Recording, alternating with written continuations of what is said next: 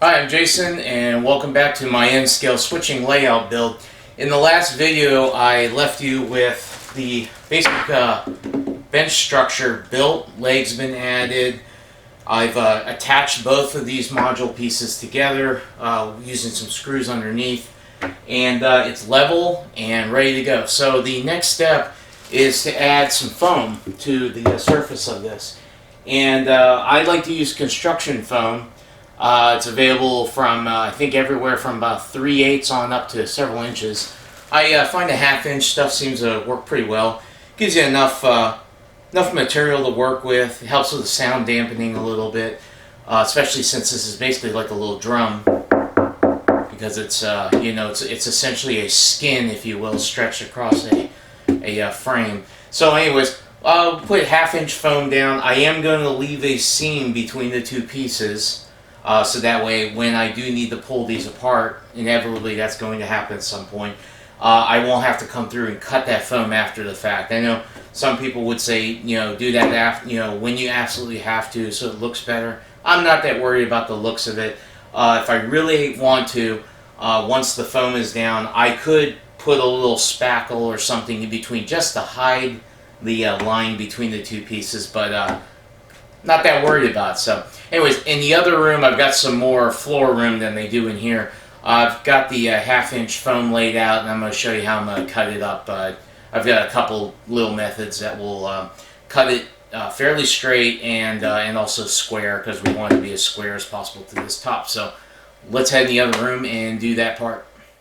Okay, I'm in our bedroom. That was basically the best place to do this. Alright, so I got the 1/2 inch foam board here. Now, this is normally a 4x8 sheet. To get it home, I did have to hack a little bit off of one end just so it would fit in the back of the truck. Not a big deal. So the dimensions of the top, if you remember from a couple videos ago, is 48 inches long, 18 inches deep. So of course that's two sections of 48, 96 inches, but it is 18 inches. The whole bench top is 18 inches deep. One of the things that I always point out anytime I'm telling anybody I tell somebody use this foam board, is that not all, but most of them have a beveled edge. And if you were to look at this at the right light, and I don't know if you can see it on the camera, this is beveled right here. It's beveled on both edges. It's not beveled on the ends, which is good, so we won't have to mess with that. But we are going to want to cut this bevel off, so we're not having to contend with that when we're trying to fit everything together. So I have still what I call the factory edge over here. It's the fairly straight edge here. Now, if I take this drywall square and I just put this right here to check it, it looks perfectly square to me. So based on that, we can work off that edge. Now, working off that edge means that the first thing we need to do is measure 48 inches and then cut, and that will give us our total length. But the modules, I just measured them one more time just to make sure, and they're really about 48 and like 1/8. They're just a touch over 48. So what I'm going to do is I'm going to cut these to 49. I'm going to cut this 49, glue it on, and then trim it after the fact. So so that way there is no accidentally making it too short, because no one wants it too short. Alright, so I'm going to mark this at 49 inches here.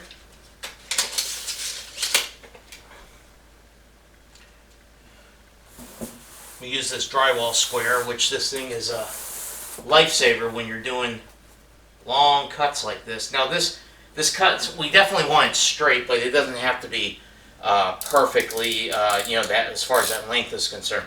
And actually, before I do this, I did bring some old particle board here to put under here while doing the cut.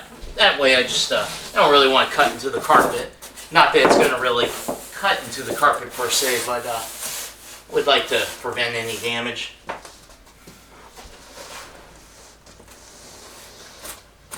Okay, there we go. And I'm just using a good razor blade with a good long blade on it.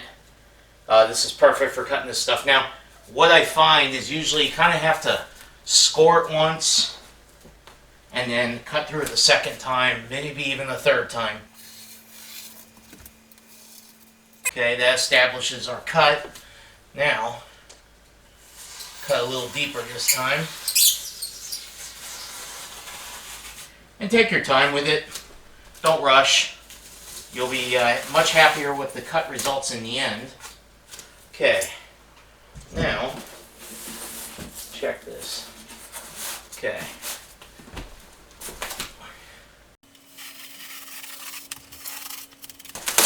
And there we go.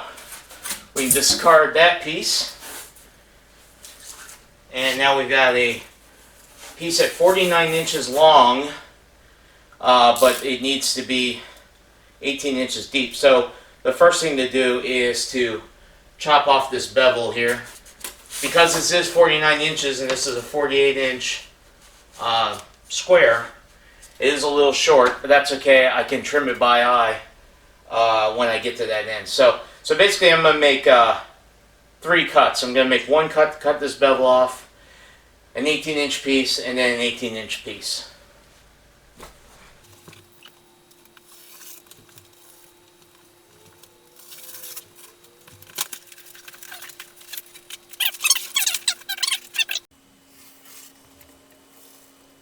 I am trying to be careful not to press on this foam too much and leave indentations. I have done a couple here with my fingers already. Just trying to avoid that because that will show up later on. I'll have to fill it with some kind of filler or something so it doesn't show up in the ground in the scenery. So there's one 18-inch piece, and I just got to cut one more.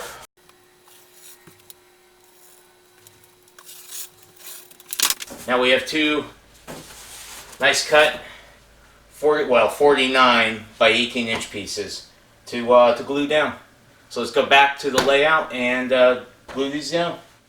Okay, kind of just laid these out just to test fit them. They look pretty good. You know, it's never perfect, but it's going to be real good. And then I'll be able to get these seams to line up real nice and tight, and that will make all the difference in just you know, appearance in general.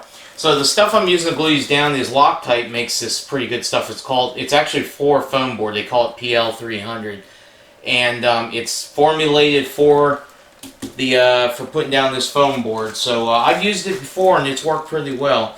The one thing I did learn, I learned a lesson last time I did this, or I should say a couple times before. I did not run a bead very close to the edge, and that actually caused the foam to eventually curl and peel up a little bit. Not really peel up per se, but they would just, there was a noticeable gap between the edges. So this time around I'm going to make sure to get a bead fairly close to the edge, and then of course go in between here and get some good glue coverage. You can't see it, but I have a drop cloth down because obviously I don't want glue to drop on the carpet and make a big mess. It's obviously something I want to avoid. So let's just get to it.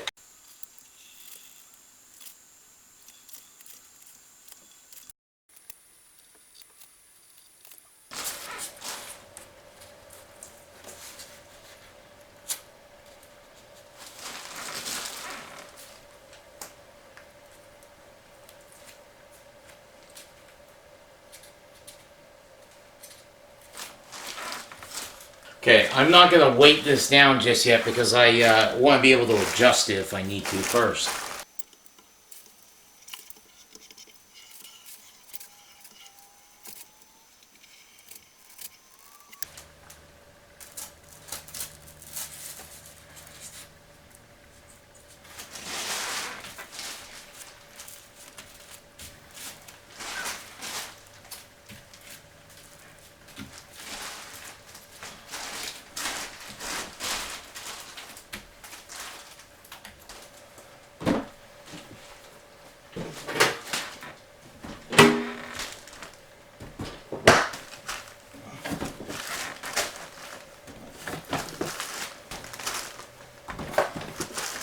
Alright, so that's it for this video. I know it was kind of short.